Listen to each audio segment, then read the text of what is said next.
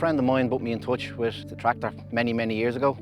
It was after coming in from Holland, basically in parts, in boxes, as a project, as they call them. It went to a lad in County Longford, Paul Connolly, and he done all the heavy work on it, put it all together and basically restored it. And then when I got it back off him several years later, I just finished it off then, done all the finishing touches, done all the wiring, done small touches just to make it a bit nicer, because I knew it was probably never always going to be a show pony from now on. This is a Porsche 108 Junior.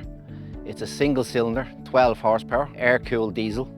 Would have been predominantly used in Europe in the vineyards because of their narrow track. A lot of people used them on smaller farms because they were such a small machine. They wanted a small machine, hence the Junior name.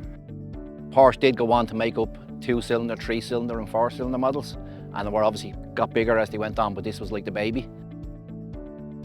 So they were very popular in the vineyards. Then they were also exported to South America for the coffee growers.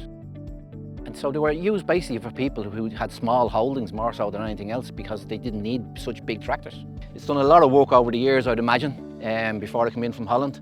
So she's probably just going to be a show tractor from now on, I'd imagine. I'll hopefully keep it for a few years and bring it to a few more shows and get it out there and let people see it and let people enjoy it, which I've started doing this year.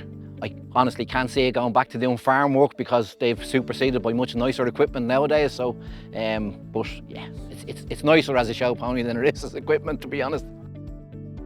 The first show I brought it to was 2 weeks ago, the Porsche National Barbecue Day. I have a house down in Mayo and I had a park down there. I was just basically using it for short spins for myself, just getting it right and making sure I was happy with it. And then I decided then, listen, it was down there and nobody even knew about it or whatever, so it was time to get it out into the public and let people see it and let people enjoy it, to be honest with you, and let people, you know, see what it is and talk to people about it and let them know what it is. Not going to lock it away completely, sure, it has to go out in the summer. I might do Strokestown show in 2 weeks' time, because I'll be on the way back to Mayo, so I'll probably drop into Strokestown for a few hours, just to let people see it. A lot of people end up getting obsessed with them and they end up with multiple tractors. Whether it's me or not, I don't know. I certainly wouldn't turn down another one if it came along that was as pretty as this, to be perfectly honest with you. I don't think I could.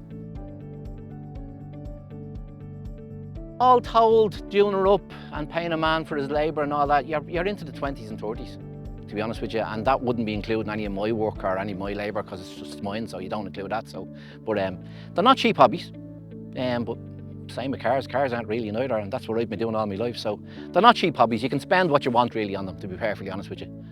This one has had a lot of money spent on it, and it shows in the way it looks. So yeah, you get what you bring to them.